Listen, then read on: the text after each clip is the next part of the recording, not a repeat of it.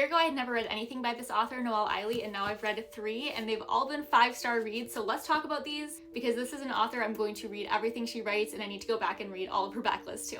So my journey started with Run Unread. I listened to this on audio while I was packing up my home for our big move, and it was the most productive day of my life because I didn't press pause a single time. I literally just listened straight through the audiobook. It is heart-pounding, tense. It is gas pedal to the floor. Like, there is no slowing down in this book. It's a horrifying game of cat and mouse. These 2 women are on the road, and at the very beginning of the book, there's somebody basically trying to run them off the road, and it is so scary. Read this one with the lights on or with someone else home because I was horrified. The second book I read was Ask for Andrea. This ended up being my very favorite thriller I read of the entire year, and I read like 80-something thrillers, so that is saying something. It really stuck out to me because of how unique it is. It flips the script on a typical thriller. You're actually following the ghosts of 3 women who were killed by the same man as they're on their own separate journeys, but eventually come together to try to stop him from killing again. Just like I said with this one, kind of all of her books are very heart-pounding. They get intense. This one takes a little while to get to that point, but it reads fast. Like, the audiobook on this one I think is 7 hours. I did a tandem read, so I listened as I read, and I absolutely flew through this. It's one that you'll just sit down and read in one sitting. And lastly, Grey After Dark. I just read this one last month, and this one was also phenomenal. Our main character's name is Miley, and she is basically sidelined from her dreams of winning the Olympics because she has an injury. So she takes a little quiet summer job at this kind of remote mountain guest lodge.